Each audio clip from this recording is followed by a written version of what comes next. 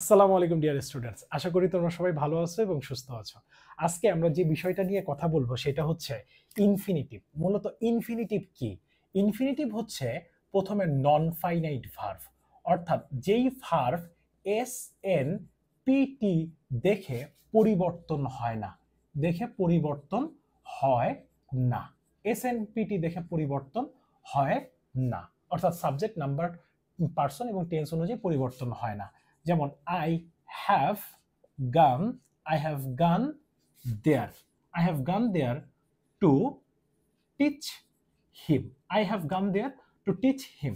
দেখো এখানে I এর পরিবর্তে যদি he has বলি, তারপর টু টিচই থাকবে। কেমন? আচ্ছা, এরপরটা ফুল ইনফিনিটিভ কি? মূলত এইটাই হচ্ছে ফুল ইনফিনিটিভ, অর্থাৎ এখানে টুটা সহকারে বসছে। টুটা কি সহকারে? টু প্লাস ভি জিরো বসছে। এর পরেরটা যদি দেখি বেয়ার ইনফিনিটিভ।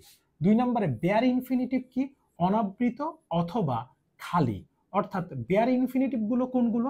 বেয়ার ইনফিনিটিভ হচ্ছে কিছু ভার্ব আছে, যেমন সি, তারপরে hear, see hear, let make, need, তারপরে ফিল, বিহোল্ড, এরপরে ওয়াচ। এগুলোর পরে ইটিসি আরো আছে, এগুলোর পরে মূলত ইনফিনিটিভ টু ব্যবহার করা হয় না। Infinitive to plus V zero, অর্থাৎ টু প্লাস ভি জিরো ব্যবহার করা হয় না। যেমন আই স হিম গো দেয়ার।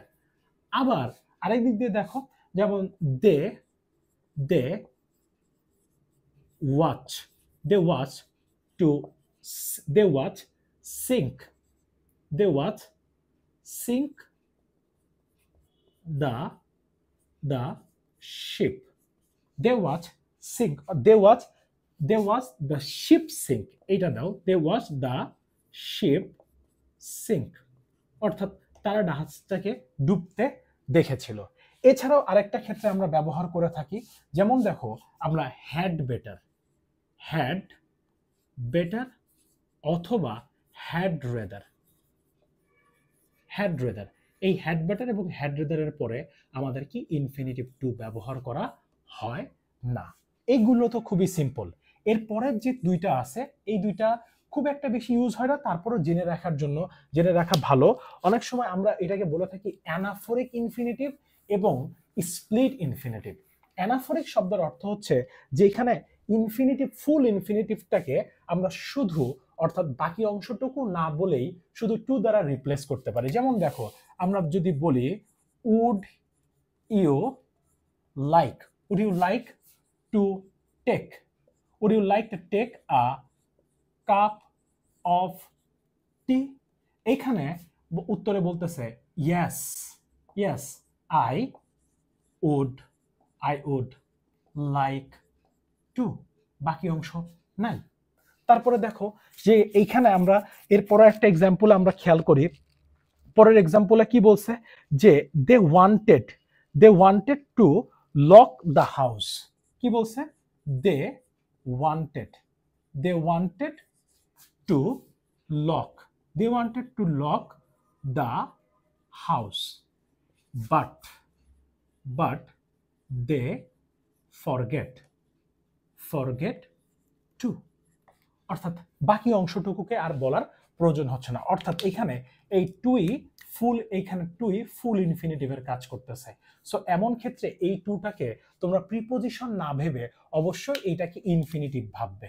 কেমন? এরপরে ইনফিনিটিভের বাকি অংশটুকু আছে, would you like to take a cup of tea? Yes I would like to take a cup of tea. বাকি অংশটুকু বলার আর প্রয়োজন নাই। যেমন দেখো they wanted to lock up the house but they forget to কি বলছে? Lock up. কেমন? এর পরেরটা আছে স্প্লিট ইনফিনিটিভ। সাধারণত আমরা জানি যে টু প্লাস ভি জিরো হয়, কিন্তু এই জায়গাটায় টু এবং এই যে ভি জিরোর মাঝখানে আরেকটা শব্দ বসে। টু এবং ভি জিরোর মাঝখানে কি বসে? আরেকটা শব্দ বসে। যেমন দেখো আই টোল্ড হিম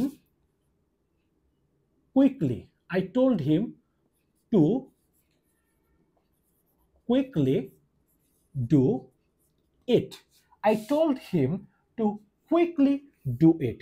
অর্থাৎ এইখানে টু এবং ভার্বের বেস ফর্মের মাঝখানে কিন্তু অ্যানাদার একটা শব্দ বসছে। সো এইটাকে আমরা বলে থাকি স্প্লিট ইনফিনিটিভ।